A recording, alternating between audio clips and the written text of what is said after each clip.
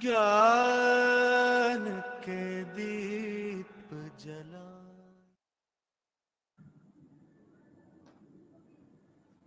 Good evening, नमस्ते, हरिहर सभी को। क्या हाल चाल है, कैसे हैं आप सभी लोग। महेश भाई आपका स्वागत है, अंकित भैया, मम्मी सभी का स्वागत है। जनक बढ़िया।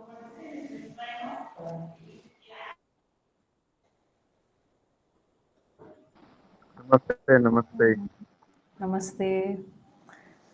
आज हमारा इंटरनेट कनेक्शन थोड़ा सा slow है, जिसके कारण से कुछ तकलीफें हो सकती हैं, पर ठीक है, कोई बात नहीं, तकलीफें सामान्य है। काम को आगे बढ़ाना भी कार्यक्रम है ही, है ना।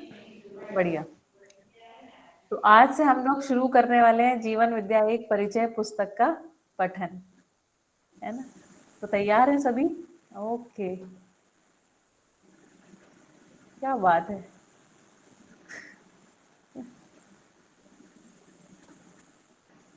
निमिषा दीदी आपका स्वागत है। नमस्ते, थैंक यू। नमस्ते। बढ़िया। तो कच्छ से जी आगे मुझे लगता है अहमदाबाद से लोग जुड़ रहे हैं आज। ये तो गजब है, किसने हाँ, इनवाइट किया? आज मैं ये सोचूं। आज छोटू भाई ने आपका लिंक शेयर किया है ना, क्या इसीलिए सब बात ज्वाइन है, हो रहे हैं।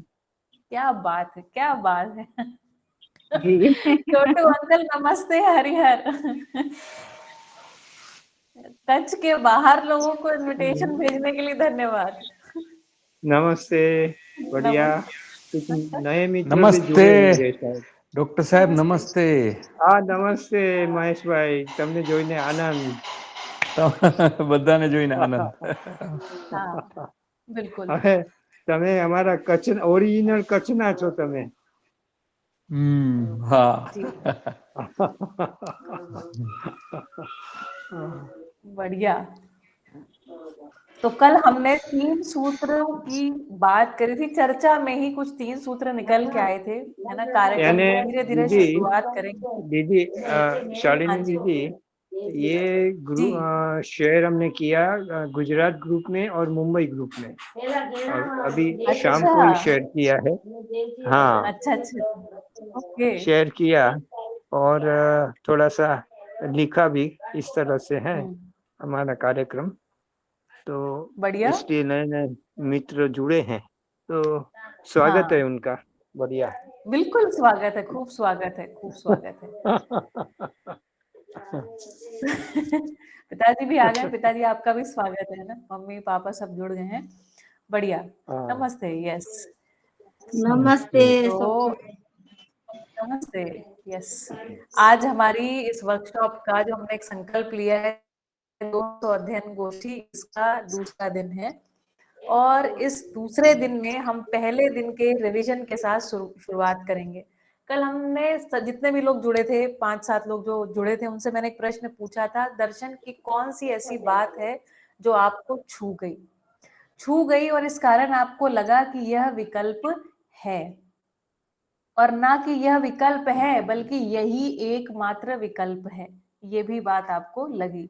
तो आपको इस विषय पे सोचना है ना।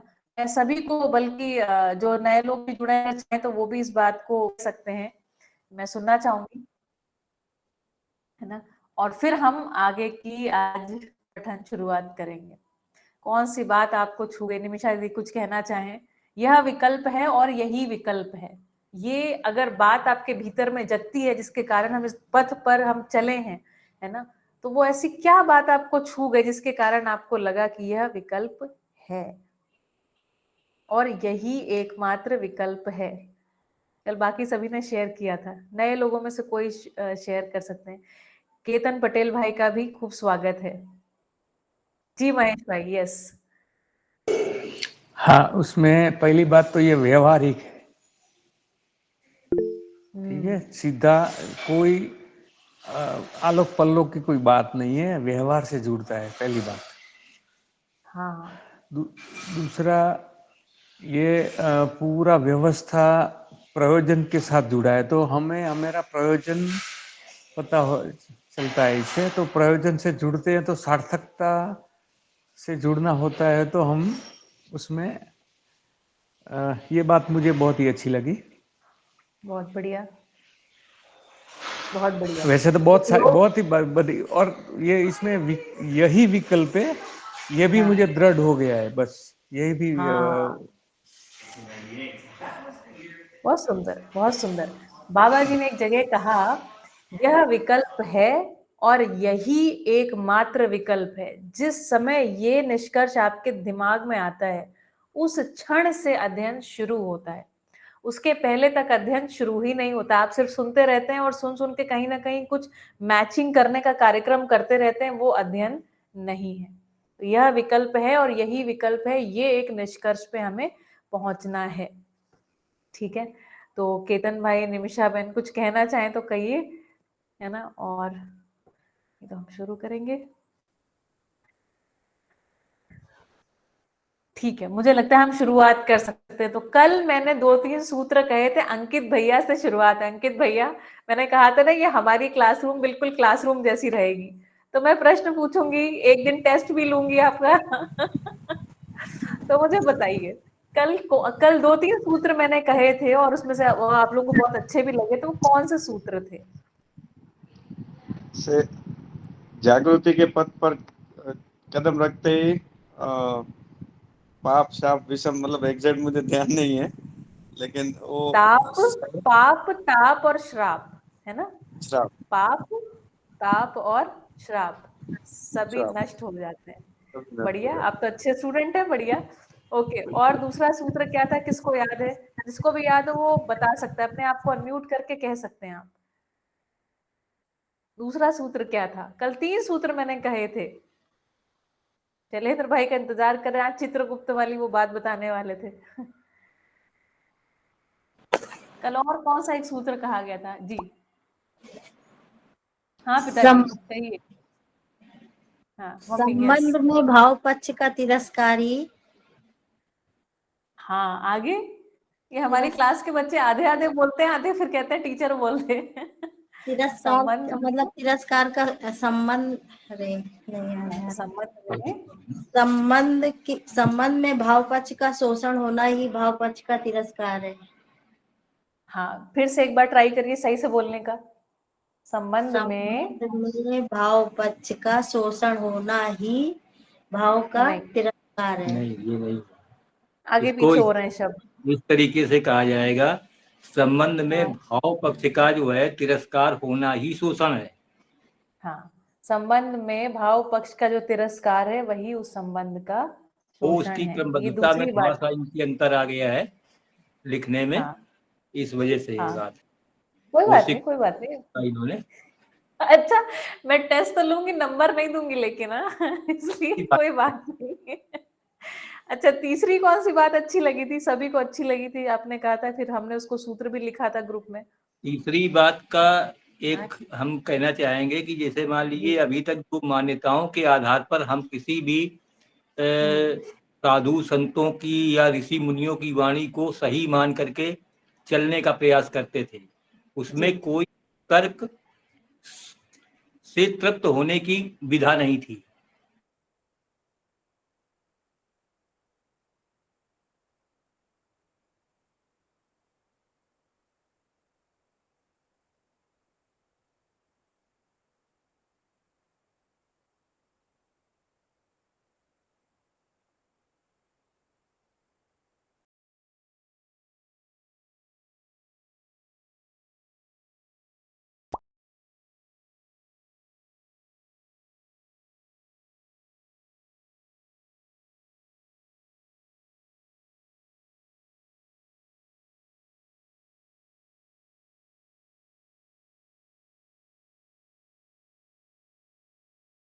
समझने के लिए मानव तरस गया है ना।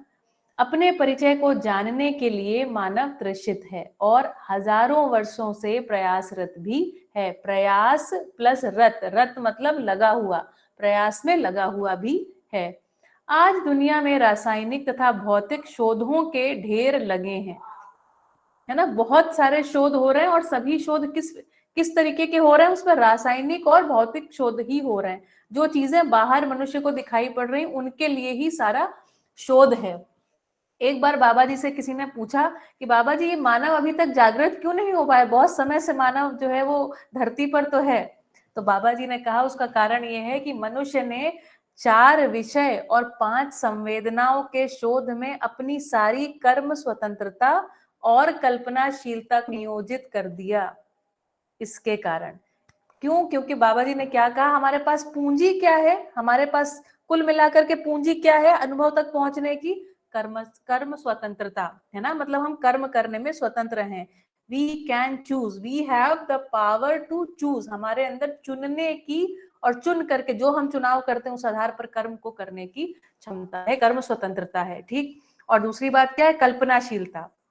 तो कल्पनाशीलता मतलब हम कल्पना पूर्वक, अनुमान पूर्वक चीजों को कर पाते हैं। ठीक है, और कल्पनाएं कर पाते हैं। मनाकार को साकार करने वाला मनस्वसता का आशावादी, ऐसी मानव की परिभाषा बाबा जी देते हैं। 4 विषय क्या है? आहार, निद्रा, भय, मैथुन, ये 4 विषय हैं। 5 संवेदनाएं क्या है? शब्द, स्पर्श, रूप, रस, गंध, ये जो 5 हमारी ज्ञानेंद्रियां हैं। तो जैसे हमने मान लीजिए हमें आहार में ही रुचि हो गई, तो उसको एकदम बहुत डीप लेवल तक उसके ऊपर रिसर्च करते चले गए, इसकी बहुत अधिक आवश्यकता थी नहीं, है ना। कंफर्ट, निद्रा मतलब कंफर्ट के लिए हमने सारा अपनी कल्पनाशीलता को नियोजित कर दिया। ठीक है, तो इसके कारण क्या है, मानव बहुत भटक गया। ठीक है, चलिए, तो मैंने क्या बात बताई? 4 विषय और 5 संवेदनाओं में जो हमने अपनी कर्म स्वतंत्रता और कल्पनाशीलता को, इसको लिखते जाइए जिसको लिखना हो, है ना, कर्म स्वतंत्रता और कल्पनाशीलता को नियोजित किया है। इसके कारण से क्या हो रही है? देरी हो रही है। ठीक है, देरी हो रही, जहां हमें पहुंचना था वहां नहीं पहुंच पाए। ठीक, चलिए, अपने ही आंतरिक स्वरूप को देखने समझने के लिए मानव तरस गया है। बाहर जो है वो रासायनिक भौतिक कार्यक्रम चल ही रहे हैं ना, तो बाहर की सारी दुनिया कैसी है? भौतिक तथा रासायनिक है। ठीक, आज दुनिया में रासायनिक तथा भौतिक शोधों के ढेर लगे हैं, किंतु मानव के बारे में अभी तक पता नहीं है, अर्थात मानव का अध्ययन नहीं हो पाया है। ठीक है, मानव का अध्ययन, मानव किसको बाबा जी कह रहे हैं? शरीर प्लस चेतना बराबर मानव, है ना। मेडिकल साइंस में जाते हैं तो किसका अध्ययन होता है? मुर्दे का, है ना। बाबा जी ने कहीं कहा है कि तुम इलाज किसका कर रहे हो? जिंदा व्यक्ति का, और अध्ययन किसका कर रहे हो? मुर्दा व्यक्ति का। उसमें करते हैं ना, तो मरे हुए लोगों को चीर फाड़ करके देखते हैं। तो अगर तुम ऐसा करोगे तो तुम कहाँ तक सही जाओगे, तुम खुद ही विचार कर लो। इस तरह से बाबा जी की भाषा है बात करने की। ठीक है, तो मानव का अध्ययन नहीं हुआ। अच्छा, और आदर्शवाद वाले जब चेतना का अध्ययन कर रहे तो शरीर को छोड़ दिया उन्होंने। ठीक है, तो इस प्रकार बाबा जी कह रहे हैं मानव का अध्ययन नहीं हुआ है। ठीक, ए नागराज हमारे जैसे ही एक व्यक्ति हैं। ठीक है, जो व्यक्त है वही व्यक्ति है। ठीक है, ए नागराज हमारे जैसे ही एक व्यक्ति हैं। वे अमरकंटक की एकांतवादियों में जो भारत का सुप्रसिद्ध तीर्थ नर्मदा नदी का उद्गम स्थल मेकल पर्वत की हरी भरी गोद में मानव के स्वरूप को खोजने चले आए। आपको मजेदार एक बात बताती हूँ। मेकल पर्वत या अमरांकट एक्चुअली शब्द है संस्कृत में। अमरकंटक तो हिंदी में बोलते हैं, अमरांकट शब्द है मेकल पर्वत पर। ऐसा कहा जाता है हमारे पुराणों में, आदर्शवाद में ऐसा कहा जाता है कि वो देवी देवताओं का स्थान है।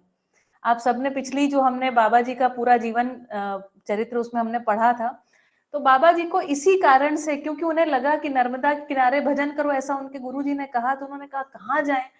तो उन्हें लगा कि कहाँ चले, तो बस अमरांकट चला जाए, या अमरकंटक जिसका अभी नाम है, वहां चला जाए। क्यों?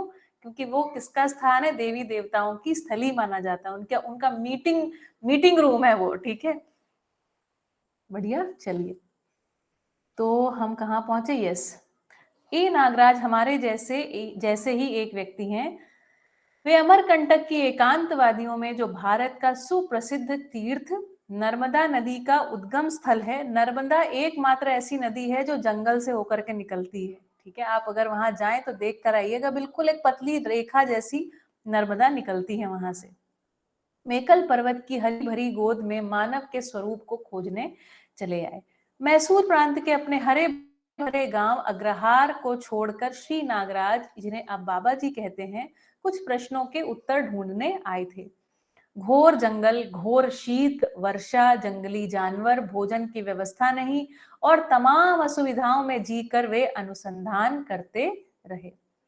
भारत के सुप्रसिद्ध श्रृंगेरी मठ के शंकराचार्य श्री चंद्रशेखर भारती द्वारा दीक्षित श्री नागराज जी परंपरा अनुसार विधियों से तप करते रहे।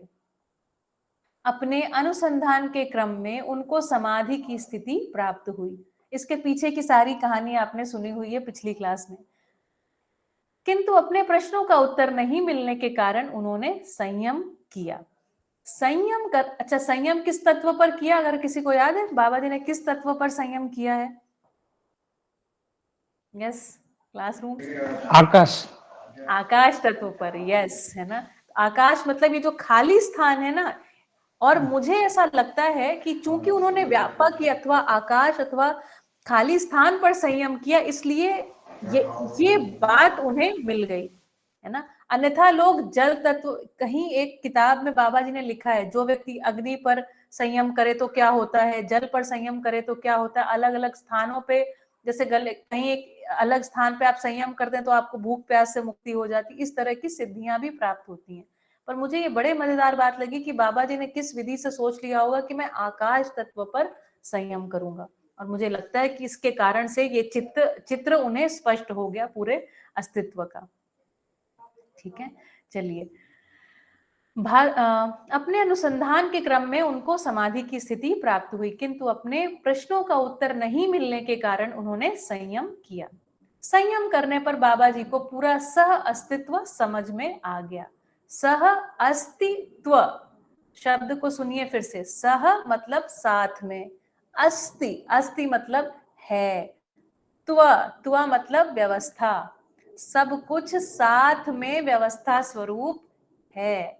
शब्द है सह अस्तित्व। ठीक है, सब कुछ साथ में है और कैसे है? व्यवस्था स्वरूप है। जहां पर भी त्व आ जाएगा इसका मतलब है वो व्यवस्था है ना, व्यवस्था। ठीक है, एक सिस्टम है, वो चीज सिस्टम है। ठीक है, जैसे चुंबक और चुंबकत्व। ठीक है, लिख लिया, बढ़िया। सह अस्तित्व। ठीक है, संयम करने पर बाबा जी को पूरा सह अस्तित्व समझ में आ गया। सह अस्तित्व में शरीर व जीवन के संयुक्त रूप में मानव भी समझ में आ गया। अब देखिए, इस लाइन में बड़ी ध्यान देने वाली बात है। कई बारी हम लोगों को कंफ्यूजन हो जाता है कि बाबा जी कह रहे हैं कि हम, ऐसा कई बारी लोगों को लगता है कि शरीर और चेतना, शरीर या शरीर प्लस जीवन, ये सह अस्तित्व में है। ध्यान दीजिए, इस लाइन में लिखा है वो सह अस्तित्व में नहीं है, वो संयुक्त रूप में है। संयुक्त और सह अस्तित्व में क्या अंतर है? तो संयुक्त और सह अस्तित्व में ये अंतर है कि जो संयुक्त होते हैं वो कुछ समय के लिए होते हैं, और जो सह अस्तित्व है उसको कभी उस चीज से अलग नहीं किया जा सकता। वो उसका धर्म होता है ना, अथवा उसको अलग नहीं कर सकते हैं। कैसे?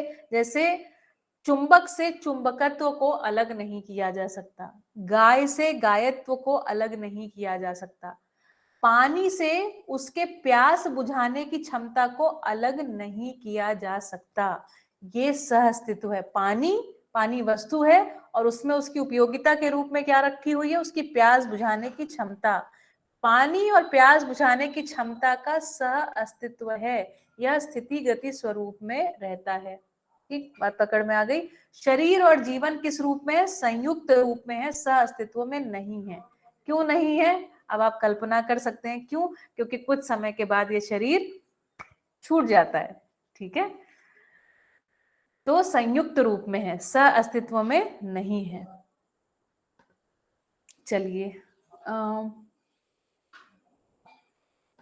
ओके। सह अस्तित्व में शरीर व जीवन के संयुक्त रूप में मानव भी समझ में आ गया। अस्तित्व में व्यापक सत्ता, जिसे हम ईश्वर, सत्य, ब्रह्म आदि नामों से पुकारते हैं, उसी में जड़ चैतन्य प्रकृति होना अनुभव हो गया। है ना। आप सभी लोगों ने परिचय शिविर किए हुए हैं और मुझे लगता है सभी को ये बात चमकती है, जो खाली स्थान है ना, ये जो निराकार खाली स्थान है जिसका कोई आकार नहीं है, जिसकी कोई सीमा नहीं है, जिसे हम असीम कह रहे हैं, इसी को परमात्मा कहा है ना। बाबा जी इसको व्यापक परमात्मा, आप जो भी नाम दे रहे हैं, इसे हम कह रहे हैं। बाबा जी व्यापक और इकाई के स्वरूप में इस बात को रख रहे हैं। ठीक है, ये बात सभी को क्लियर है ना, सबने इस बात को अच्छे से समझा हुआ है कि किसी को ऐसा है कि समझना है कुछ इसमें तो पूछ सकते हैं, समझा है ऐसा हम मान ले रहे हैं। ठीक है, चलो आगे बढ़ते हैं। ओके, तो सअस्तित्व में शरीर व जीवन के संयुक्त रूप में मानव भी समझ में आ गया। मानव समझ में आने का अर्थ क्या है? उसके सभी आचरण भी समझ में आ गए, उसका प्रयोजन समझ में आ गया, उसका रहना और होना समझ में आया बाबा जी को। ठीक, फिर आगे कह रहे हैं अस्तित्व में व्यापक सत्ता। अस्तित्व में कुल मिला के अगर हम देखते हैं तो किन चीजों की क्या हमें दिखता है? दिखने के रूप में हमें एक तो खाली स्थान दिखता है और दूसरी क्या दिखती है? वस्तुएं दिखती हैं। जब वस्तुओं को भी अगर तोड़ तोड़ के देखते जाएंगे तो एकदम एक छोटे छोटे, जिसको हम परमाणु अंश कह रहे हैं, वो इकाइयां हमको दिखती हैं। ठीक है, तो इस प्रकार हम क्या कहना, अस्तित्व में व्यापक सत्ता, जिसे हम ईश्वर, सत्य, ब्रह्म आदि नामों से पुकारते हैं, उसी में जड़ चैतन्य प्रकृति होना अनुभव हो गया। तो प्रकृति जो इकाइयां हैं उसे हम क्या कह रहे हैं? प्रकृति कह रहे हैं। और किन दो प्रकृति की बात करें? एक जड़ है और दूसरी क्या है? चैतन्य। जड़ मतलब सभी अन्य वस्तुएं, ठीक है, और चैतन्य प्रकृति कौन है? हम स्वयं। ठीक, तो हम भी व्यापक सत्ता में डूबे भीगे घिरे हैं। अस्तित्व में संपूर्ण व्यवस्था समझ में आ गई। उन्होंने देखा कि संपूर्ण प्रकृति सत्ता में अर्थात परमात्मा में डूबी है, भीगी है, घिरी है। ठीक, अब आपको एक मजेदार बात बताती हूँ, बाबा जी के वीडियो में ही है ये कहीं बात। तो बाबा जी से किसी ने पूछा कि बाबा जी ऐसे ही तो कह रहे हैं, मतलब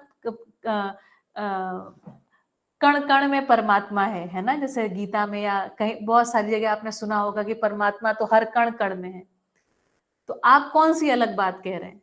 तो बाबा जी हंसे और बाबा जी ने फिर बोला, अगर आपने सुना हो ये वीडियो, बाबा जी उसमें कहते हैं, अरे हम ये नहीं कह रहा हूं, हम ये कह रहा हूं कि परमात्मा में कण कण है, कण कण में परमात्मा है, और मैं ये कह रहा हूं कि परमात्मा में कण कण है। ये बहुत जबरदस्त बात है। क्यों? क्योंकि अगर कण कण में परमात्मा है तो ऐसा लगता है जैसे कण के भीतर परमात्मा समा गया, तो कण बड़ा हो गया और परमात्मा छोटा हो गया। लेकिन मैं ये कह रहा हूं परमात्मा में कण कण है।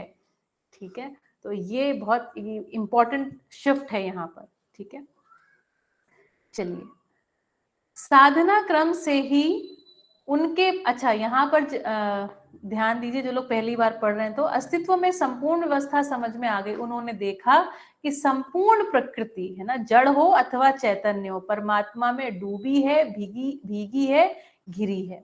डूबा, भीगा, घिरा होने से तात्पर्य क्या है? सभी ऊर्जित इकाइयां हैं। इसलिए जिन लोगों ने साइंस पढ़ी उन्हें पता है इलेक्ट्रॉन हमेशा चक्कर लगाते रहते हैं और बहुत तेज गति से चक्कर लगाते रहते हैं ना। जो परमाणु के अंश होते हैं वो घूमते रहते हैं, भले हमें इकाइयां स्थिर दिखती हैं, कोई इकाई है वो हमें स्थिर दिखती है, लेकिन इसके भीतर जो छोटे छोटे परमाणु अंश हैं वो सदा सदा घूमते रहते हैं। ठीक है, ऐसा वैज्ञानिक भी बताते हैं। तो उसके कारण वो ऊर्जित है। भौतिकवाद अभी तक इस ऊर्जा का स्रोत बता नहीं पाया है। ठीक, साधना क्रम से ही उनके पास एक और देश के प्रसिद्ध वैज्ञानिक डॉक्टर सीवी रमन, परमाणु आयोग के अध्यक्ष डॉक्टर भाभा जैसे लोग भी आए, तो दूसरी ओर साधारण अनपढ़ कहे जाने वाले ग्रामीण भी आए। ये मजेदार बात है ना, कि बाबा जी के पास एक तरफ बड़े से बड़े वैज्ञानिक आ रहे हैं ना, खूब जिनका तर्क और विश्लेषण खूब तेज है, ऐसे होशियार लोग भी आ रहे हैं, और दूसरे तरफ एकदम श्रम और सेवा को स्वीकार किए हुए लोग आ रहे हैं। लेकिन बाबा जी ने तीनों लोगों के सभी के साथ अपनी बात रखी। ज्ञानी, अज्ञानी, विज्ञानी जैसे बाबा जी बोलते हैं ना, तो बाबा जी गुण कहते हैं ना, गुण, गणित और कारण, तीन तरीके से बात को रख पाने में सक्षम थे। वो दिखता भी है बाबा जी के वीडियोस में। ठीक है, चलो, तो सन 1976 से अपने अनुभव को उन्होंने अपने आसपास आने वाले लोगों को बताना शुरू किया। उन्होंने सत्य को कहना शुरू किया। जीवन की सच्चाइयां जो उनके श्रीमुख से निःसृत हुई हैं, श्रीमुख मतलब श्री मतलब श्रेष्ठ, ठीक है, निःसृत मतलब वहां से निकलना किसी चीज का, निःसृत, ठीक है, उनके श्रीमुख से निःसृत हुई, उनको कुछ लोगों ने समझकर जीवन विद्या के नाम से शिविरों में अध्ययन कराना प्रारंभ किया है। छोटी सी बात और, क्योंकि बाबा जी की जो मेन जो अनुसंधान है वो एक ये भी अनुसंधान है कि जीवन क्या है, एक गठनपूर्ण परमाणु है, ठीक है, तो उसकी विद्या अर्थात जीवन विद्या, ठीक है, तो उसके सभी उसके आचरण, बाबा जी ने उसके बारे में सारा अध्ययन किया है, मानव का अध्ययन किया, इस कारण से भी इस बात को हम जीवन विद्या के नाम से जान रहे हैं, ठीक। ओके, हम लोगों ने बाबा जी से आग्रह किया कि वे अस्तित्व को, जीवन को, अस्तित्व को और जीवन को जैसा समझे हैं अपने श्री मुख से बोलें, ताकि एक प्रामाणिक दस्तावेज मानव जाति के लिए उपलब्ध रहे। प्रामाणिक दस्तावेज अर्थात ऐसा दस्तावेज जो कि किसी प्रमाणित व्यक्ति के द्वारा बनाया गया। क्यों? क्योंकि बाबा जी ने कह दिया कि शब्द प्रमाण नहीं है। कौन प्रमाण है? उन शब्दों को जीता हुआ व्यक्ति ही प्रमाण है, ठीक है, तो बाबा जी यहाँ पर प्रमाणित या प्रामाणिक व्यक्ति हैं, और ये दस्तावेज प्रामाणिक है क्योंकि ये बाबा जी के द्वारा कही गई बात है, उनके द्वारा जी गई बातें हैं, ठीक है। तब बाबा जी ने मध्य प्रदेश के बस्तर क्षेत्र में चारामा के पास आंवरी आश्रम में जीवन विद्या को 3 दिनों तक प्रस्तुत किया। इस प्रस्तुति की वीडियो रिकॉर्डिंग की गई तथा सब तक यह बात पहुंच सके, इस क्रम में बाबा जी के उद्बोधन को, उद्बोधन मतलब किसी का लेक्चर, ठीक है, उसको उद्बोधन कह रहे हैं, को ज्यों का त्यों पुस्तकाकार में, है ना, पुस्तक बना करके छाप दिया जाए, ऐसा सभी मित्रों ने सोचा। इस प्रयोजन को ध्यान में रखकर बाबा जी का जीवन विद्या पर उद्बोधन पुस्तकाकार रूप में प्रस्तुत है। आज इस पुस्तक को मानव जाति को सौंपते हुए हम सभी लोग अतीव प्रसन्नता का अनुभव कर रहे हैं।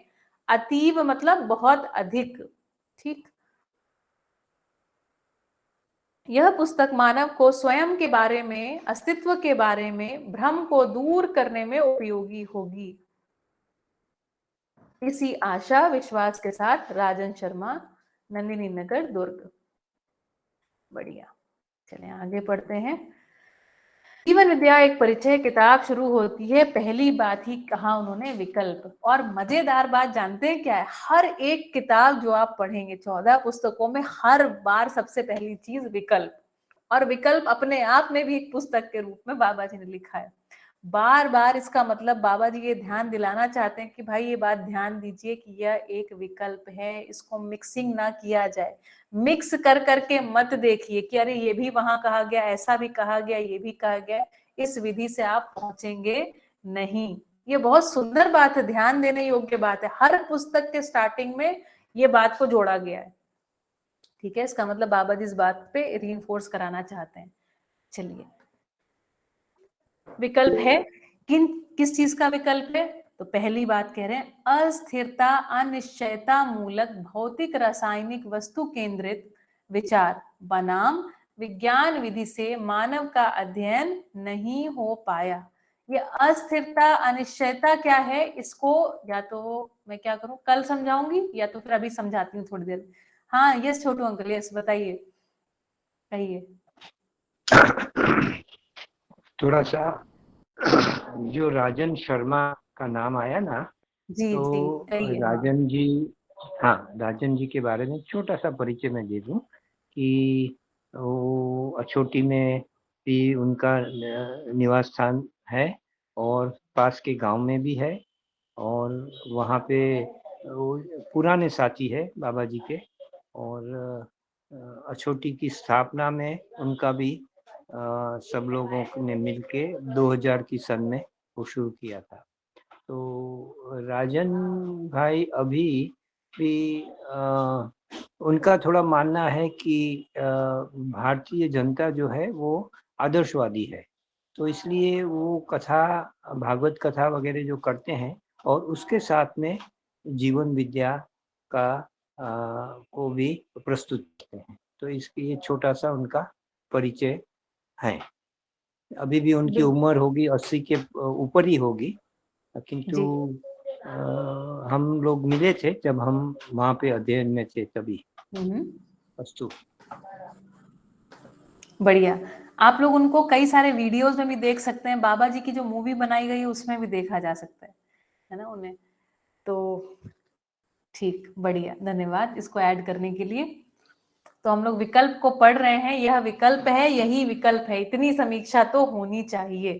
ठीक है, तो पहला पॉइंट है अस्थिरता, अनिश्चयता मूलक भौतिक रासायनिक वस्तु केंद्रित विचार बनाम विज्ञान विधि से मानव का अध्ययन नहीं हो पाया। इस यही भौतिकवाद, यहाँ से भौतिकवाद निकलता है।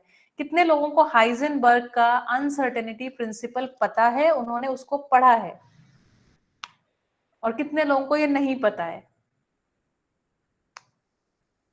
नहीं पता है, ओके ठीक। तो मैं कल इसको पढ़ाऊंगी, कल हमारी क्लास चलेगी भौतिकवाद कहाँ से निकला, ठीक है, क्या आखिरकार कह रहा है भौतिकवाद।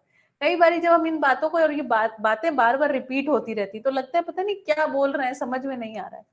तो मैं कल आपको ये पढ़ाऊंगी, ठीक। आज थोड़ा सा पढ़ते हैं, मैं चीजें जोड़ती हूँ, और कल मैं आपको बाकायदा इस बात को पढ़ाऊंगी कि अभी भौतिकवाद में क्या पढ़ाया जाता है बच्चों को। तो अस्थिरता, अनिश्चयता मूलक भौतिक रासायनिक वस्तु केंद्रित। तो केंद्र में कौन है? भौतिक और रासायनिक वस्तुएं। जब हम अध्ययन करने जा रहे हैं तो क्या है? वस्तुओं को हम केंद्र में रख करके विज्ञान विधि से मानव का अध्ययन नहीं हो पाया, ठीक। और विज्ञान विधि से हो भी नहीं पाएगा, क्योंकि विज्ञान विधि से आप स्पेस को तो ऑब्जर्व नहीं कर सकते हैं, ठीक है। बढ़िया। रहस्य मूलक आदर्शवादी चिंतन विधि से भी मानव का अध्ययन नहीं हो पाया, क्योंकि उसमें व्यापक को ले लिया, वहां पर सिर्फ वस्तुओं को हटा दिया, तो इस कारण से भी नहीं हो पाया। दूसरी बात, मानव को दोनों में जीव ही कहा गया है। अच्छा, आगे लिखाइए, दोनों प्रकार के वादों में मानव को जीव कहा गया है। कल मैं इन लाइनों को आपको अच्छे से स्पष्ट करूंगी, पूरी बातें बताऊंगी, ठीक। विकल्प के रूप में अस्तित्व मूलक मानव केंद्रित चिंतन विधि से मध्यस्थ दर्शन सह अस्तित्ववाद में मानव को ज्ञानावस्था में होने का पहचान किया एवं कराया। अब ये पहली बात है, ये जब हम परिचय शिविर करते हैं तो सबसे पहली बात हमें पढ़ाई जाती 4 अवस्थाएं हैं। अभी तक हमें ऐसा नहीं पढ़ाया गया। हम जब देखते हैं हमें स्कूल में क्या पढ़ाते हैं, तो क्या कहते हैं? Human beings are social animals, we are social animals. अच्छा, अपने भीतर अगर झांक के देखने जाते हैं तो आपसे कोई कहता है कि आप एनिमल है, स्वीकार होता है अंदर से? हमारे यहाँ गाली, अगर हम किसी को कुत्ता कहते हैं तो समझो गाली हो गई, वो पिटाई हो जाए घर में अलग से, है ना। तो किसी को कुत्ता गधा आप कह के देखिए, उसको स्वीकार होता नहीं, ठीक। लेकिन आपसे कोई कहे आप सोशल हैं, आप कहेंगे हाँ हम सोशल हैं, सोशल होना हमको स्वीकार होता है, ठीक है। तो मैंने जैसे कि कल कहा था ना, हर एक मनुष्य में भास के रूप में सत्य विराजमान है, और यही सबसे मजेदार चीज है। इसलिए उम्मीद बिल्कुल बनी हुई है कि हम सत्य तक पहुंच जाएंगे, क्योंकि भास है हमको कि ये सही है, ये सही नहीं है। तुरंत आपको अंदर से आवाज आती है, हाँ ये ठीक है, ये ठीक नहीं है, ठीक। हाँ, विकल्प के रूप में, अच्छा, मानव को ज्ञानावस्था में होने का पहचान किया एवं कराया। तो पहली बार इसी विधि में हमने क्या कहा है कि मनुष्य क्या है? ज्ञानावस्था की इकाई है, ठीक। मध्यस्थ दर्शन के अनुसार मानव ही ज्ञाता। तो मानव क्या है? ज्ञाता है, अर्थात जानने वाला है। किसको जानेगा? पूरे अस्तित्व को जानेगा। मध्यस्थ दर्शन के अनुसार मानव ही ज्ञाता, सह अस्तित्व रूपी अस्तित्व जानने मानने योग्य वस्तु, अर्थात जानने के लिए संपूर्ण वस्तु है, यही दर्शन ज्ञान है। तो मानव क्या है? जानने वाला है। और इसके अलावा मानव, ऑफ कोर्स, अगर मैं जानने वाला हूं तो मेरे अलावा जितनी भी वस्तुएं इस अस्तित्व में हैं, वो सब क्या है? जानने के लिए यही वस्तुएं हैं, संपूर्ण वस्तु है, यही दर्शन ज्ञान है। मान लीजिए मैं हूं और मैं देख रही हूं, तो अगर मैं दृष्टा हूं तो बाकी सारी चीजें जो है वो क्या है? वही उन्हीं का दर्शन है, ठीक है। अर्थात जानने के लिए संपूर्ण वस्तु है, यही दर्शन ज्ञान है। तो मेरे अलावा अस्तित्व में जो कुछ भी है वो मेरे लिए क्या है? दर्शन है, ठीक। इसी के साथ जीवन ज्ञान, मानवीयता पूर्ण आचरण ज्ञान सहित स अस्तित्व प्रमाणित होने की विधि अध्ययन गम्य हो चुकी है। बाबा जी बड़ी मजेदार बात कह रहे हैं कि देखो, एक तो बात ये कि मैंने दर्शन किया, ठीक। दूसरी बात कह रहे हैं, एक तो मैंने दर्शन कर लिया, और दूसरी बात क्या मेरा अनुसंधान है, वो कह रहे हैं इसी के साथ जीवन ज्ञान, मानवीयतापूर्ण आचरण ज्ञान, दो है ना। एक तो जीवन क्या है, गठनपूर्ण परमाणु, ये ज्ञान, और मानवीयतापूर्ण आचरण ज्ञान, उसका आचरण कैसा होना चाहिए, ये ज्ञान है। ज्ञान सहित ये दोनों ज्ञान तो प्राप्त है, उसके साथ साथ और क्या, सह अस्तित्व प्रमाणित होने की विधि अध्ययन गम्य हो चुकी है। अध्ययन गम्य मतलब ये अध्ययन करने काबिल है ना, क्या कहना चाहिए, होने की विधि अध्ययन गम्य। अध्ययन द्वारा वहां तक जाया जा सकता है, पहुंचा जा सकता है, जिसको अभी तक परंपरा में एनलाइटनमेंट वगैरह कुछ नाम दिए गए ना, इस तरह की बात, या हम जिसको कह रहे हैं कंटिन्यूअस ब्लिस, है ना, निरंतर सुख, वहां तक पहुंचने की विधि कैसी हो गई है, अध्ययन गम्य हो चुकी है। उसका अध्ययन किया जा सकता है और आचरण पूर्वक उसको दिया जा सकता है। अस्तित्व मूलक मानव केंद्रित चिंतन ज्ञान, अस्तित्व मूलक मतलब मूल में क्या है, अस्तित्व है ना। मानव केंद्रित, केंद्र में क्या है, मानव है। मध्यस्थ दर्शन सह अस्तित्ववाद शास्त्र रूप में अध्ययन के लिए मानव सम्मुख मेरे द्वारा प्रस्तुत किया गया है। और बाबा जी पूरी जिम्मेदारी पूर्वक बात आगे कह रहे हैं, इसे मेरे द्वारा प्रस्तुत किया गया है।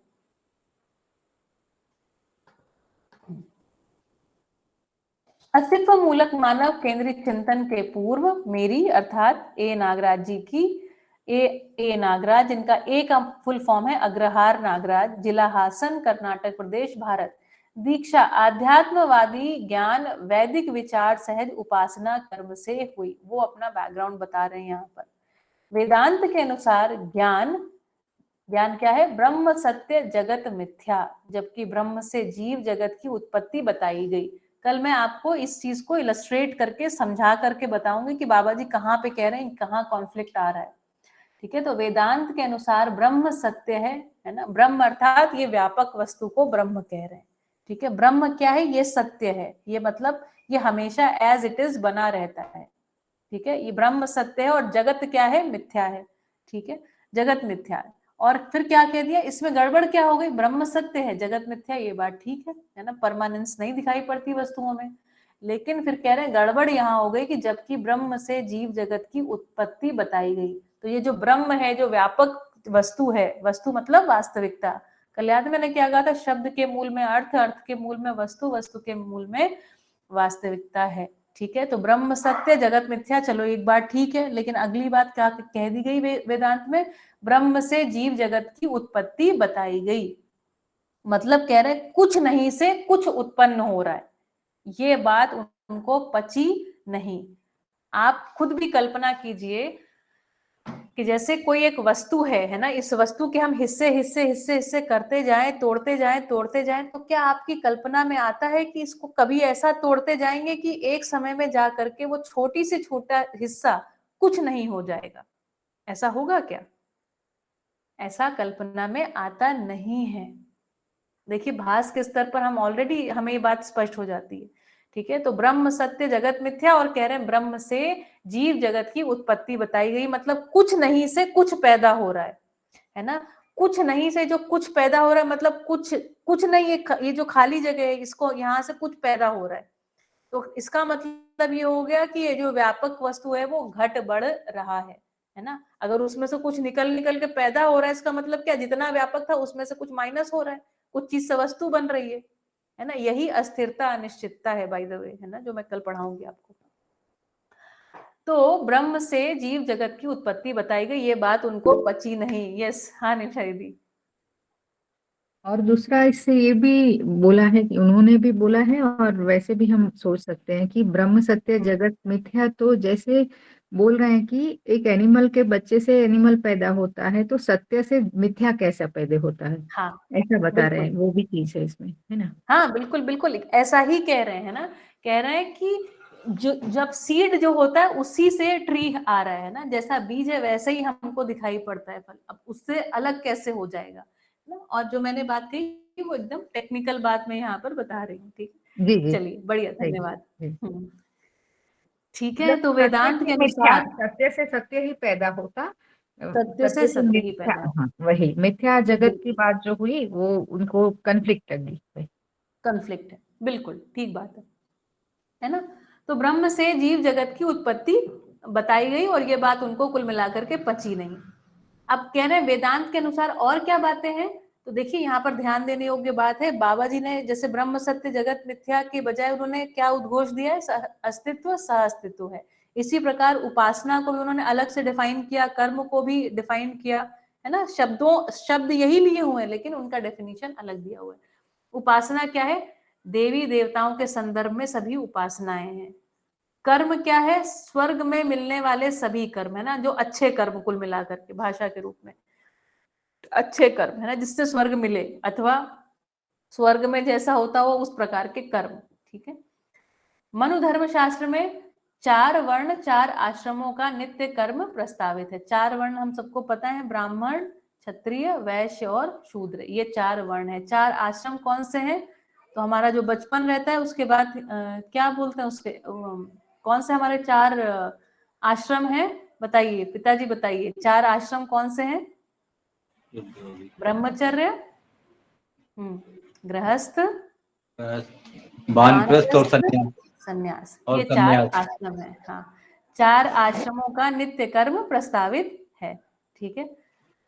कर्म कांड बताए गए हैं वेदांत में। गर्भ संस्कार से मृत्यु संस्कार तक 16 प्रकार के कर्म कांड मान्य है एवं उनके कार्यक्रम है।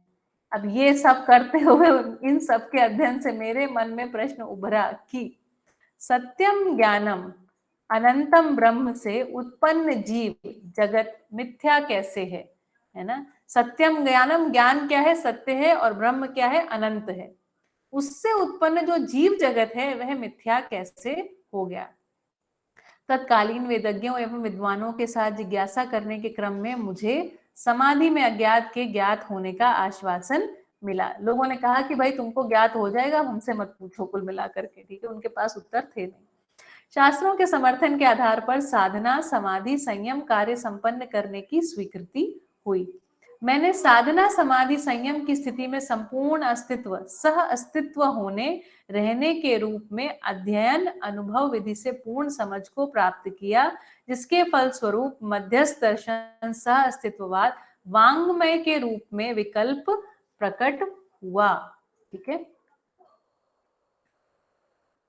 आदर्शवादी शास्त्रों एवं रहस्य मूलक ईश्वर केंद्रित चिंतन ज्ञान तथा परंपरा के अनुसार ज्ञान अव्यक्त अनिर्वचनीय, है ना। क्या शब्द बोल रहे हैं, आदर्शवादी शास्त्रों एवं रहस्य मूलक ईश्वर केंद्रित चिंतन ज्ञान तथा परंपरा के अनुसार। इस परंपरा, आदर्शवादी परंपरा में क्या कह रहे हैं, भगवान प्राप्त तो हो जाते हैं, भगवान जो सत्य की खोज में निकले, ईश्वर की खोज में निकले, परमात्मा प्राप्त तो हो जाते हैं, लेकिन फिर क्या, कैसा, गूंगे का गुड़, गूंगे का गुड़ कह रहे हैं कि उसको कोई बता नहीं सकता। ज्ञान क्या है, अव्यक्त है, अनिर्वचनीय है।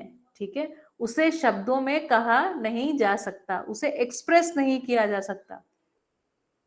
मध्यस्थ दर्शन के अनुसार ज्ञान व्यक्त है ना। किसके रूप में व्यक्त है, जो ज्ञान व्यक्त है वही क्या है, व्यक्ति, है ना। व्यक्ति मतलब expression, we are the expression. शब्द संस्कृत में अगर रूट में देखेंगे ना, व्यक्त, हम व्यक्त है इसीलिए व्यक्ति कह रहे हैं। तो ज्ञान क्या है, व्यक्त है, हमारे द्वारा व्यक्त है। ठीक है, ज्ञान व्यक्त है, वचनीय है, अर्थात बोला जाने जैसा है, बोल सकते हैं उसे, बोल के बताया जा सकता है। अध्ययन विधि से बोधगम्य, है ना। क्या मतलब, अध्ययन विधि, जो भी ये विधि है हमारी अध्ययन विधि, इससे कहां तक आपको पहुंचा देगा, बोध तक पहुंचा देगा। अध्ययन विधि से बोध गम्य, आप कहां तक पहुंच जाएंगे, बोध तक, उसके आगे अनुभव आपको अपने आप होगा। ठीक है, अध्ययन विधि से बोध गम्य, व्यवहार विधि से प्रमाण सर्व सुलभ होने के रूप में स्पष्ट हुआ। और व्यवहार विधि से क्या कह रहे हैं, शब्द प्रमाण नहीं है। कौन प्रमाण है, व्यक्ति प्रमाण है। कौन प्रमाण है, व्यक्ति प्रमाण है। किस विधि से, तो व्यवहार विधि से प्रमाण है। ठीक है, व्यवहार विधि से प्रमाण सर्व सुलभ, मतलब सर्व सुलभ मतलब सभी को उपलब्ध हो सकता है ना। यहाँ पर 4 वर्ण 4 आश्रम की कोई बात नहीं है, किसी भी व्यक्ति को प्राप्त हो सकता है, ठीक है, सर्वसुलभ, सभी को उपलब्ध होने के रूप में स्पष्ट हुआ। अस्थिरता अनिश्चयता मूलक भौतिकवाद के अनुसार वस्तु केंद्रित विचार में विज्ञान को ज्ञान माना, ठीक है, एक सेकेंड। अस्थिरता अनिश्चयता मूलक भौतिकवाद के अनुसार वस्तु केंद्रित विचार में विज्ञान को ज्ञान माना, जिसमें नियमों को मानव निर्मित करने की बात कही गई है। इसके मानव निर्मित करने की बात मतलब मुझे ऐसे लगता है यहाँ जैसे हम लोग कहते हैं ना ये न्यूटन्स लॉ है ना, ये न्यूटन का नियम है। नियम न्यूटन ने तो बनाया नहीं है, नियम तो अस्तित्व में है, न्यूटन ने केवल पहचाना है, तो वहां पर पहचानने वालों के नाम जोड़े हैं, लेकिन ऐसा कह देते हैं जैसे। अच्छा, दूसरी और बात है कि बहुत बहुत सारे नियम जो है ना, इसके अलावा भी न्याय के अर्थ में भी बहुत सारे नियम जो है मानव निर्मित बन रहे हैं ना। जैसे जो हमारी लॉ है वो कैसे है, तो लॉ को ह्यूमंस ने डिफाइन किया, और वो भी किसके आधार पर, जो सामान्य अभी जीव चेतना में जीता हुआ मानव है उसके आचरण के अध्ययन के फलस्वरूप भी नियम बनाए गए हैं, ठीक है। अस्थिरता अनिश्चयता मूलक भौतिकवाद के अनुसार वस्तु केंद्रित विचार में विज्ञान को ज्ञान माना, जिसमें नियमों को मानव निर्मित करने की बात कही गई है। इसके विकल्प में सहअस्तित्व रूपी अस्तित्व मूलक मानव केंद्रित चिंतन ज्ञान के अनुसार अस्तित्व स्थिर, विकास और जागृति निश्चित, संपूर्ण नियम प्राकृतिक होना रहना प्रतिपादित है, ठीक है, फुल स्टॉप, पूर्ण विराम, ठीक है, बढ़िया। तो आज के लिए इतना ही है, हमारे पास 4 मिनट हैं जिसमें मैं चाहती हूँ आप सम अप करते हैं हम सभी लोग, ठीक है, कि आज हमने क्या पढ़ा, कौन सी बात हमें अच्छी लगी, कौन सी बात हमें ध्यान में आई, छू गई हमें, और मुझे या अथवा कोई मुझे नई बात जानने मिली हो तो उसको शेयर करें ताकि वो आपके साथ रह जाए। कोई भी अपने आप को अनम्यूट करके बोल सकते हैं, या अच्छा होगा अगर आप हैंड रेज करके कुछ बताएं। आज आपने क्या नई बात जानी, सीखी, या कोई बात जो आपको अच्छी लगी हो, आपके साथ रह गई, या आपने क्या नोट्स लिए हैं।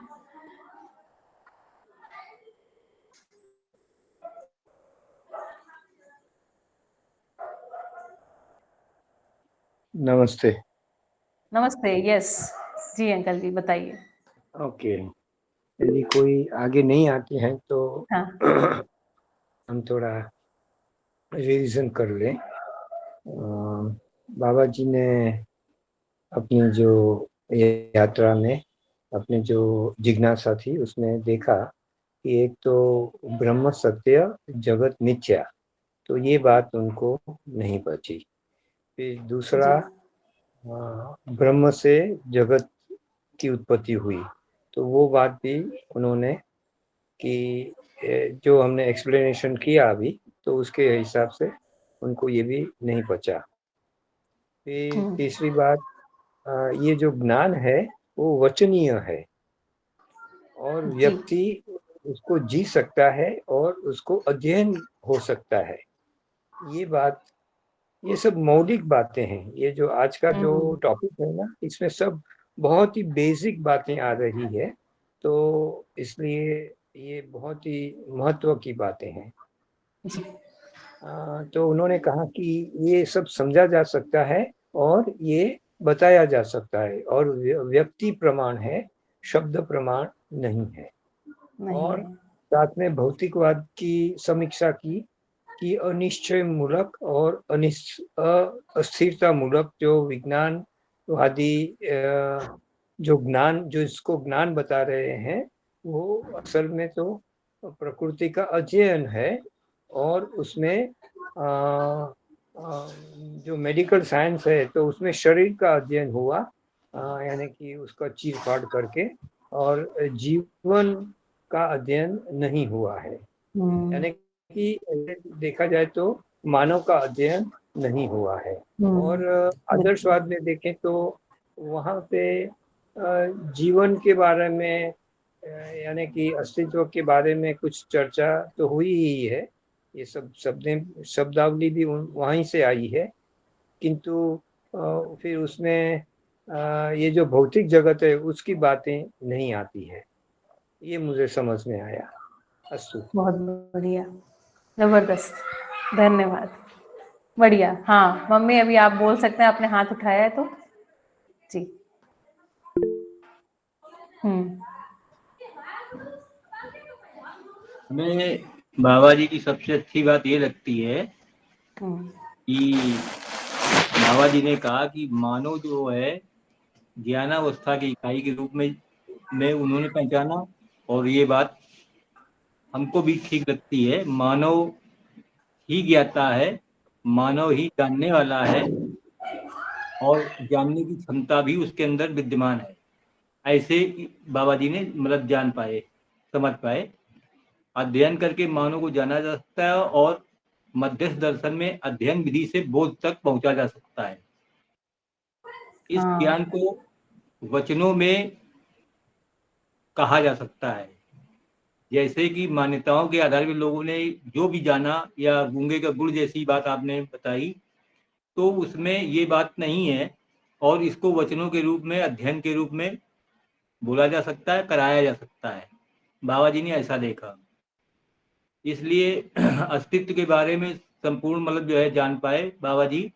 और बाबा जी ने आकाश तत्व पर संयम किया, जिससे सह अस्तित्व के बारे में संपूर्ण वो स्वयं जान पाए कि शरीर और चेतना, अर्थात शरीर जो है संयुक्त रूप में हमें प्राप्त है, ऐसा जान पाए। खाली स्थान को व्यापक एवं इकाई के रूप में समझ पाए। परमात्मा में कण-कण व्याप्त है, ऐसी बात जान पाए। जैसा कि इस जगत में ठीक उसके विपरीत लोग जानते हैं कण-कण में परमात्मा व्याप्त है, जी, बहुत इसलिए सुंदर। ये बात समझ में आती है। और जीवन जो है गठन पूर्ण परमाणु है, और जीवन को आचरण में ला करके जीवन जिया जा सकता है, ऐसा प्रमाण प्रस्तुत किया बाबा जी ने।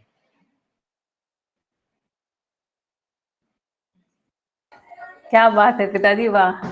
देखिए ये बड़ा सुखद है, क्योंकि हमारे पिताजी कल ही हमारी क्लास में पहली बार ज्वाइन हुए, और ये भी बड़ा सुखद है कि हमारे पिताजी हमसे बैठ के पढ़ रहे हैं और नोट्स बोल के हमें सुना रहे हैं। एक समय पे ये चीज घटना उल्टी घटती थी जब हम बहुत छोटे थे, तो ये बड़ा एक सुखद अनुभव भी है साथ में।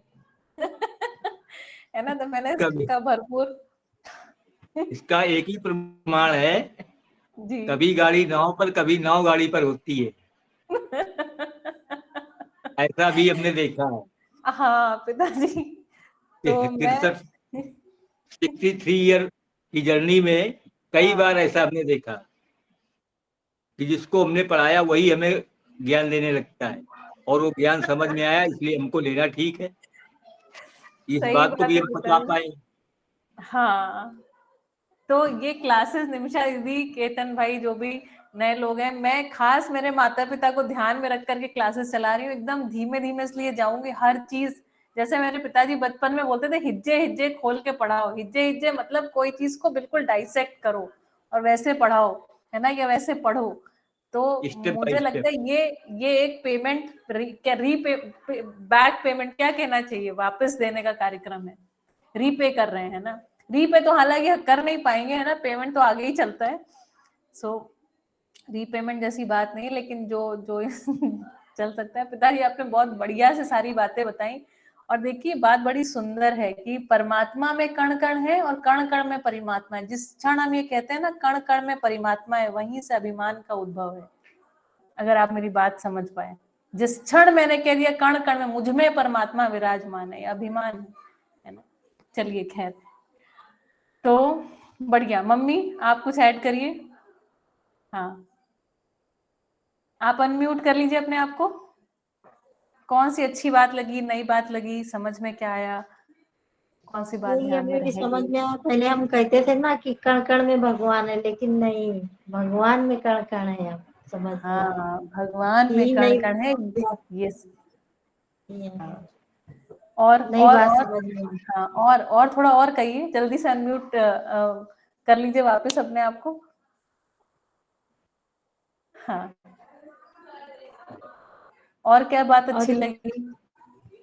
व्यापक इकाई वाली बात अच्छी लगी। तो जो ये व्यापक है ना मम्मी, जो वस्तुओं के बीच में जो खाली स्थान है, यही ऊर्जा स्वरूप है। इसके कारण एक एक इकाई गतिशील है ना। ये ऊर्जा स्वरूप है। ये हमें खाली स्थान खाली दिखता है, पर ये खाली नहीं है। ठीक है, जैसे परमात्मा का एक नाम क्या है? निराकार, है ना, जिसका कोई आकार नहीं। तो ये जो हमारे और तुम्हारे बीच में खाली जगह है, इसका कोई आकार है क्या?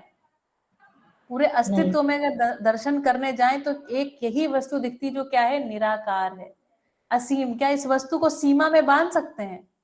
नहीं जो खाली स्थान है उसकी कोई सीमा हो सकती है क्या? नहीं सीमा बनेगी तो किसी इकाई से ही बनेगी, है ना। पारगामी, है ना, आर पार उसके थ्रू हम हो सकते हैं। तो अगर हमें चलना है तो क्या खाली जगह चाहिए कि नहीं चाहिए? चाहिए। है ना। अथवा जो जो खाली स्थान है वो हमारे भी आर पार होता है। ठीक है, तो ये पारगामी है, पारदर्शी है। ये सब किसके नाम है?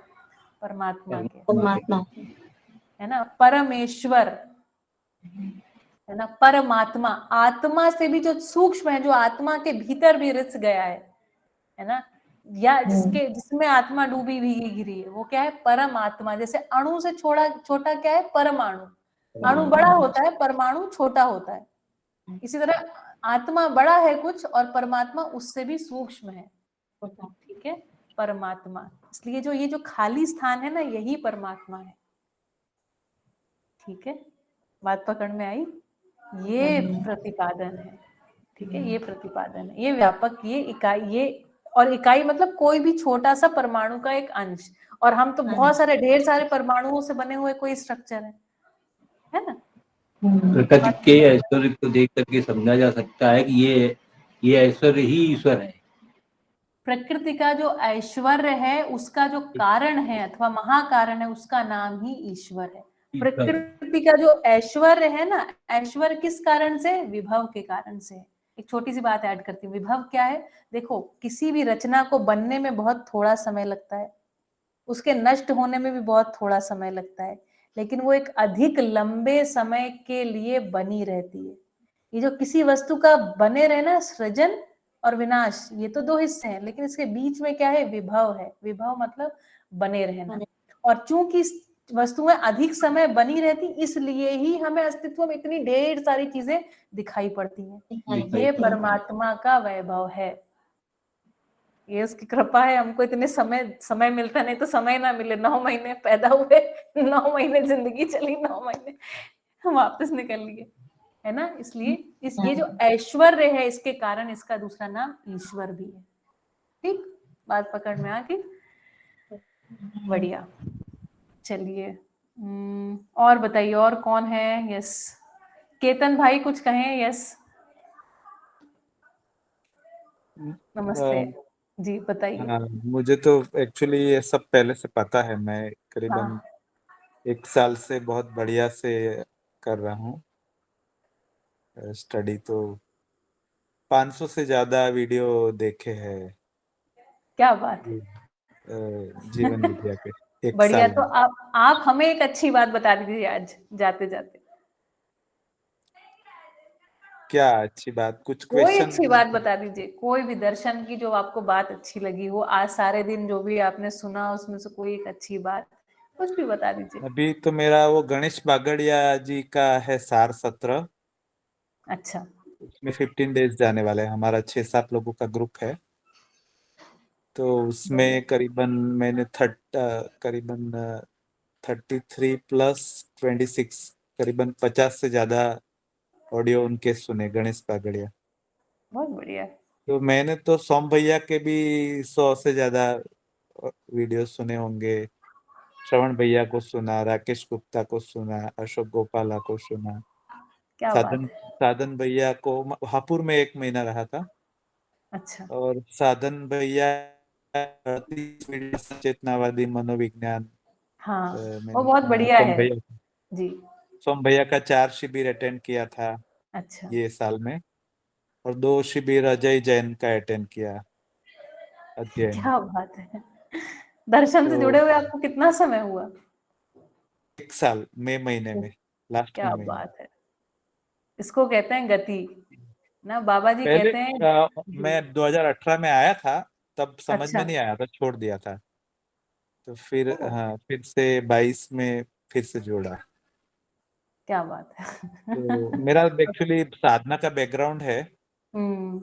तो जब ये जैसे आदर्शवादी मीन्स ये जो एक सभी प्रबोधक को मेरा एक क्वेश्चन रहता है जी। कि अगर हम दूसरे लोगों को गलत कहेंगे तो अखंड मानव समाज कैसे बनेगा? लोगों को गलत नहीं कह रहे हैं, लोगों को गलत नहीं कहा गया है, वाद को गलत कहा गया है। विचार, ये जो विकल्प है ना, वो वाद का विकल्प है। भौतिकवाद और आदर्शवाद का विकल्प है। वाद मतलब विचार, उसको जो देखा गया, परसीव कैसे किया गया। लोगों को कभी भी गलत नहीं कह रहे। बाबा जी देखिएगा पहली लाइन में कहते हैं, हे मानव बंधुओं। सिनर की तो बात नहीं हो रही है, रॉन्ग की बात ही नहीं हो रही है। कह रहे हैं कि ये चीजें, इसको ऐसे देखा जाए, इसको देखने का तरीका है। देख रहे हैं, बस देख रहे हैं और कुछ नहीं। दर्शन है ना। हम क्या कह रहे हैं, मध्यस्थ दर्शन, ये दर्शन है। देखा, ऐसा देखा उन्होंने और उसको कहा, इसलिए ये वाद है। व्यक्ति तो कहाँ गलत है, व्यक्ति देखिए। और हम सभी आदर्शवादी, मैं खुद बहुत बड़ी साधक रही हूँ। गलत की तो संभावना ही नहीं उठती है। व्यक्ति कहाँ गलत है, हर व्यक्ति सही करना चाहता है। यहाँ से बाबा जी शुरू करते हैं, हर व्यक्ति सब कुछ को पूरा समझ सकता है, ये बाबा जी कह रहे हैं। तो मेडिटेशन में 95 से करता हूँ। अच्छा जी। तो उसमें मैंने सेल्फ वर्क काफी किया है 28 साल से। क्या और बात जो है। हमारे गुरु थे वो बताते थे कि कोई शास्त्र में मानना नहीं है, तो सीधा अस्तित्व देखने को ही बोलते थे वो। हाँ। खुद के अंदर देखना था और अस्तित्व में जो भी देखना था। तो इसलिए मेरा तो अस्तित्व दर्शन का एक्सपीरियंस है ही 28 इयर्स का। क्या बात है। और ये शास्त्र में मानने का मना ही करते थे हमारे गुरु। हाँ, तो उसकी वजह से ये कंटेंट मिली तो अच्छा लगता है। बिल्कुल। क्योंकि तर्क में पूरा पड़ता है ना। तर्क भी चाहिए। तर्क की बात है, बाबा जी ने इसको तर्क तो पूर्वक हम लोग रखा, मान एक्सप्लेन नहीं सकता कर पाते थे। मुझे काफी एक्सपीरियंस है, ये साधना में बहुत सारे एक्सपीरियंस है मुझे। तो वो एक्सप्लेन नहीं कर पाते थे, और अभी यहाँ पे भाषा है तो एक्सप्लेन करना इजी हो जाता है।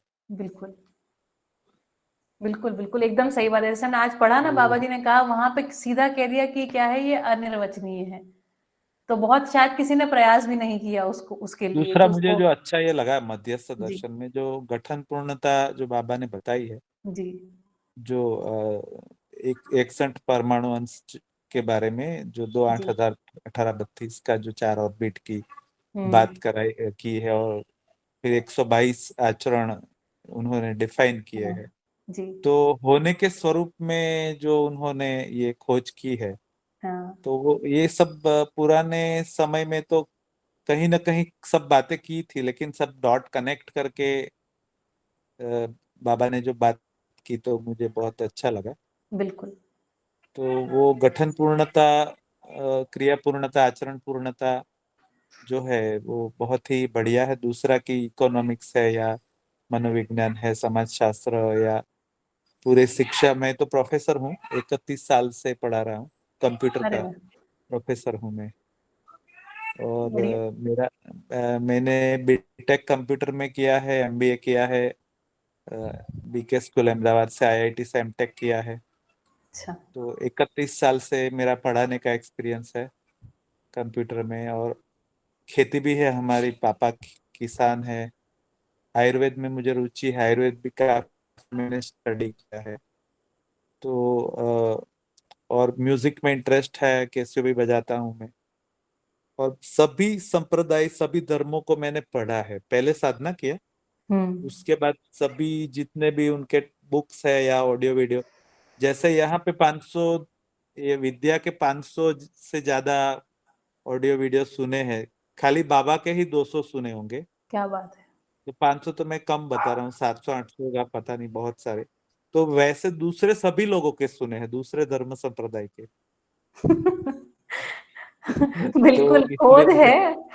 खोज करते करते हम एक जगह पहुंच गए, है ना। जैसे जैसे नहीं, मुझे मेरे लगता है गुरु ने कि बताया, हमारे गुरु हाँ, जी ने बताया था कि ये जो साधना का सिलेबस मेरा खत्म हो गया था 78 1997 98 में। तो गुरु जी ने अच्छा। बताया कि तुम अभी सब जगह घूमो, तो कौन सा बेस्ट है वो ढूंढना है। तो फिर मैं ढूंढते ढूंढते आया यहाँ पे। जीवन में। बढ़िया। बहुत सुंदर, बहुत सुंदर, बहुत अच्छा हाँ, लगा आपसे लेकिन मिलके बात करके भी। तो मुझे तो लेकिन वो सब पुरानी चीजें भी अच्छी लगती है, लेकिन यहाँ पे डॉट कनेक्ट अच्छे हो रहे बिल्कुल, पूर्णता के लिए गति है ना, हैं। पूर्णता के लिए। उसमें जो चीज़ें नहीं है वो फिर वहाँ से ऐड कर रहे हैं वहाँ पर। लेकिन पूर्णता यार की तरफ गति है। ज्यादातर लोग के क्या है, शैलो लेवल पे बहुत है, कुछ आगे पहुंचने वाले नहीं है। बहुत क्या है कि खाली फैमिली रिलेशन के लिए बहुत सारे लोग आते हैं यहाँ पे। सब लोग पूरे के लिए ही आते हैं। हाँ, वो कोई क्या है, वो तो थोड़े के बाबा लिए ने नहीं आ बताया रहा है। है। जितना जिसकी पात्रता है हम्म, वैसी उसकी ग्रहण क्षमता है ना? और वो हाँ धीरे-धीरे वो तो विकसित होते-होते आगे बढ़ जाएगा, है ना? वो बाबा ने बताया है, लेकिन ज्यादातर दिखा है ऐसा मुझे, एक साल में मैंने देखा कि फैमिली रिलेशन के लिए ज्यादा लोग आते हैं, और इसीलिए बढ़िया। ये परिचय से आगे कोई जाते नहीं है। ज्यादातर जो ऑडियंस है परिचय बुक भी नहीं कर पाते हैं। तो अभी मैं इसलिए सार सत्र में जाऊंगा तो सभी बुक खत्म करने वाला हूँ।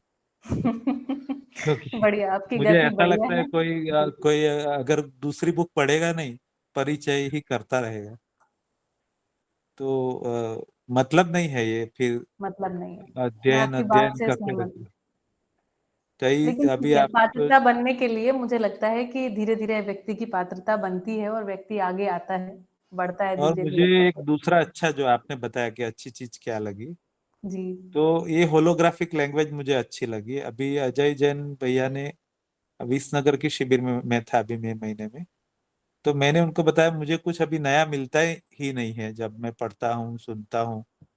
तो बोले कि तुम्हें पता चल गया है ये संपृक्तता जो है, कि जो डूबा बिगा गिरा है उसके बारे में तुम्हें समझ में आ गया है, हुँ। कि और कुछ ज्यादा इसमें है नहीं, ये व्यापक है।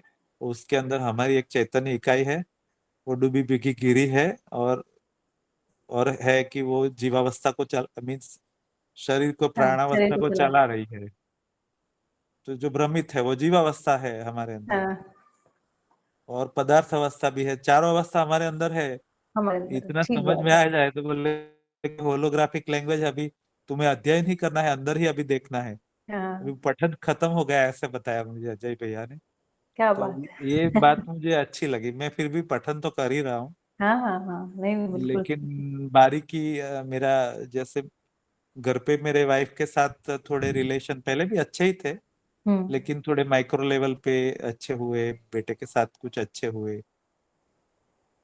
फिर ऑफिस में मैंने प्रिंसिपल था, अभी तो हेड हूँ, लेकिन तो सभी स्टाफ के साथ रिलेशन अच्छे हुए, स्टूडेंट्स के साथ अच्छे हुए।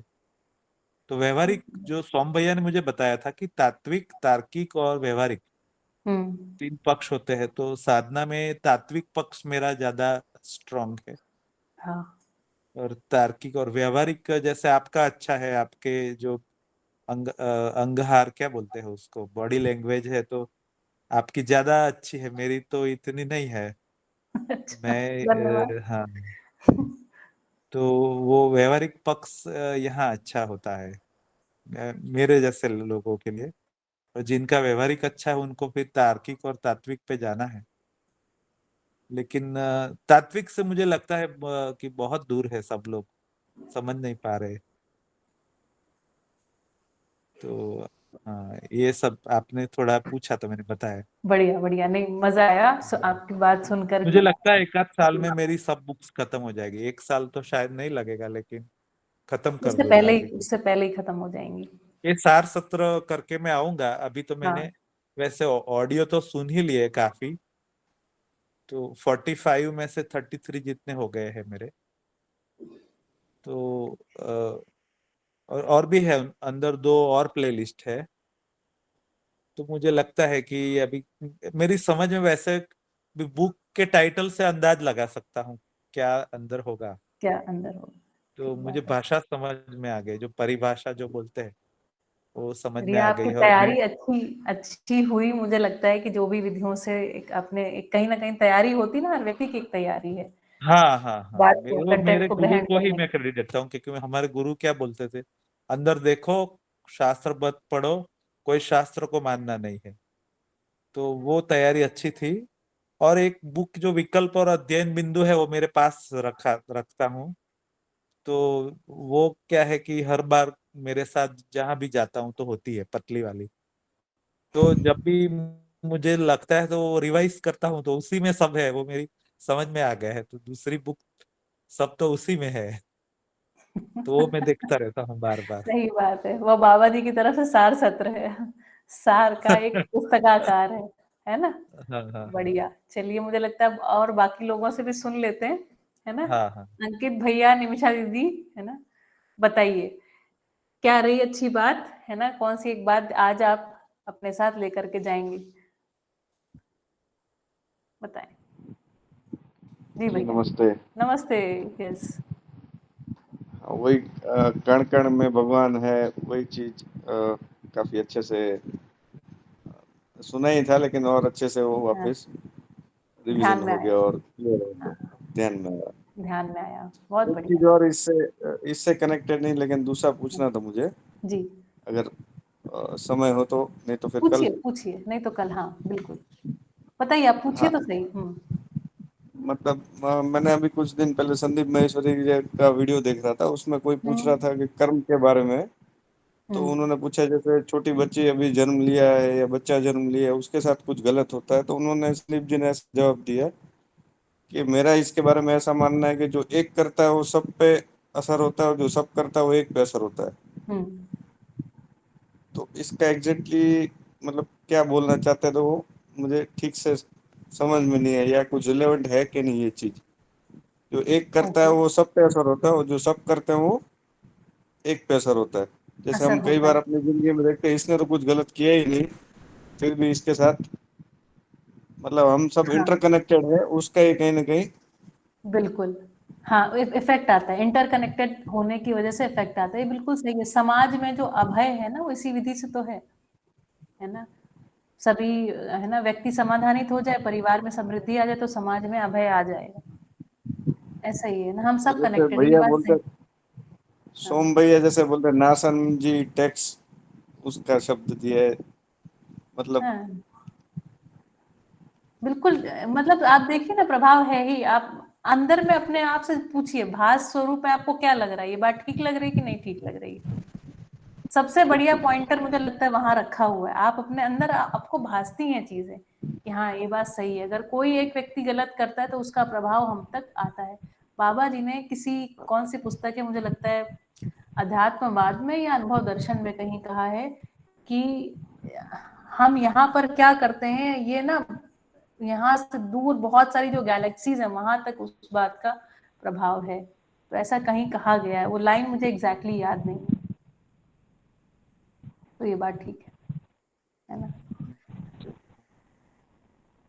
बढ़िया।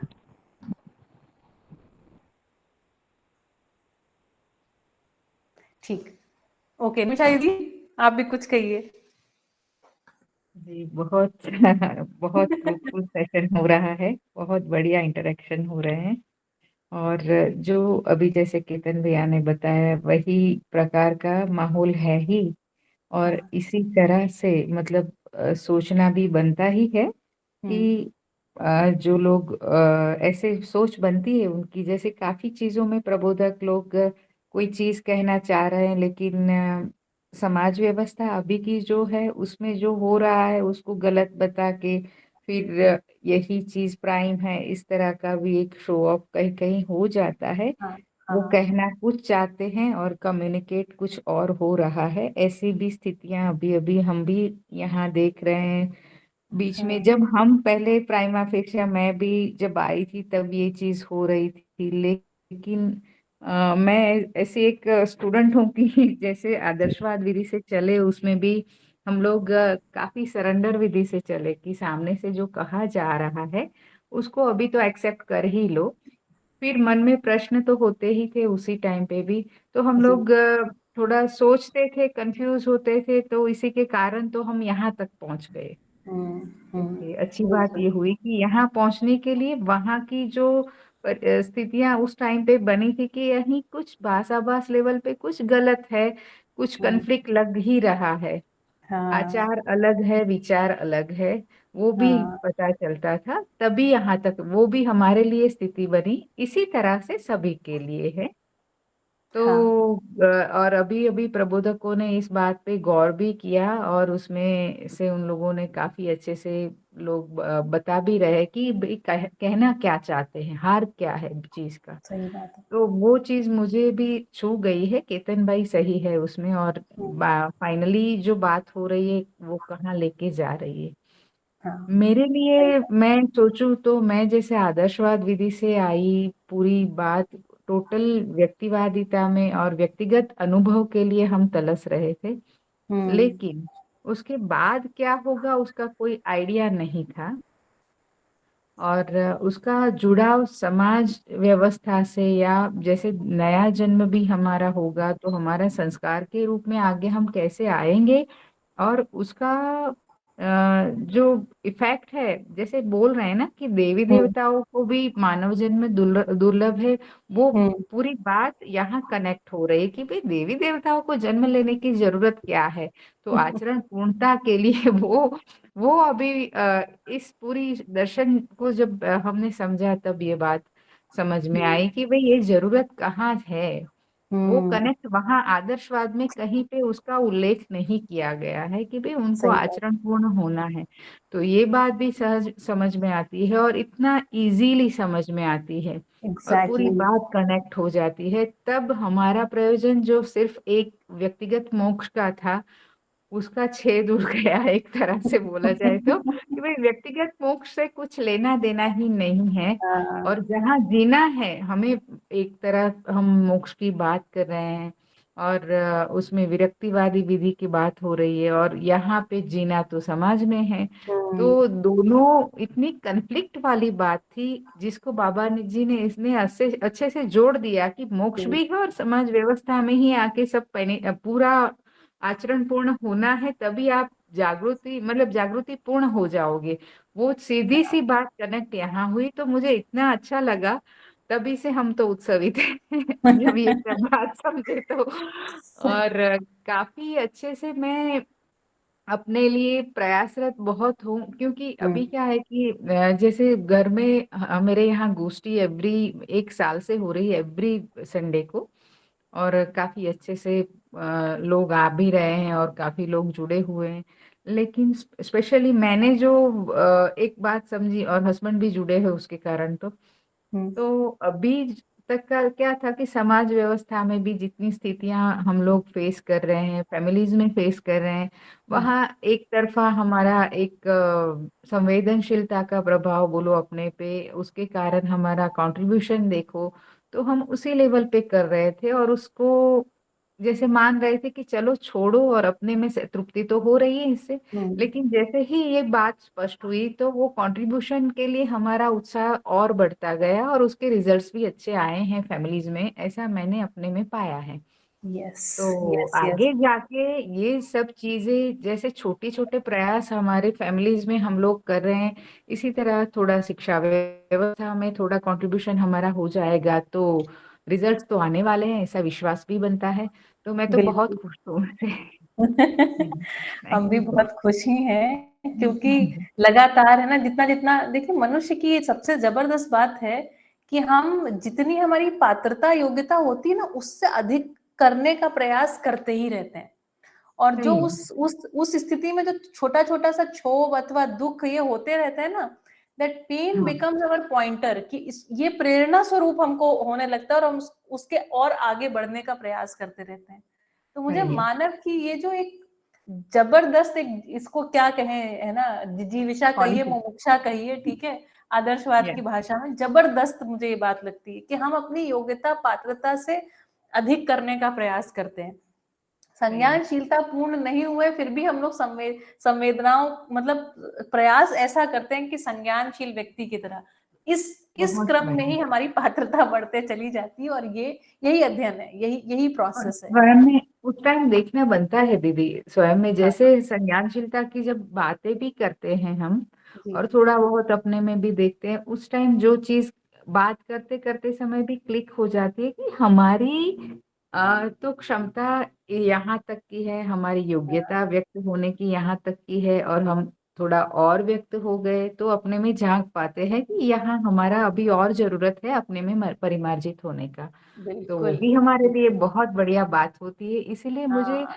अध्ययन विधियां जो भी पठन में भी कम्युनिकेशन और जो एक दूसरे के साथ कम्युनिकेट करके आगे बढ़ने की जो बात है और हाँ, व्यक्त होने की बात है वो यहाँ बहुत अच्छी है। बाकी सभी संप्रदायों में मतलब मूक सम्मतियां रहती है, मूक रहते हैं, बोलना नहीं है, कुछ नहीं करना है। वो हमने भी बहुत कर लिया है और उससे तृप्ति तो कभी मिली ही नहीं थी। ये नहीं। और जितना मैं भागी हूँ, मन से भी भागी हूँ, तन से भी भागी हूँ, धन से भी भागी हूँ, कुछ नहीं मिला।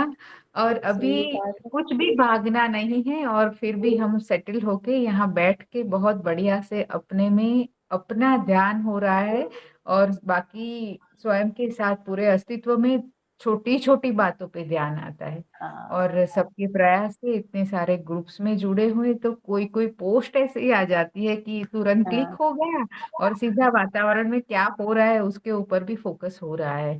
तो ये भी बढ़िया बात हुई है। और क्या बताए अपनी स्थिति तो कि बढ़िया ही है ऐसा लग बढ़िया रहा ही है। है।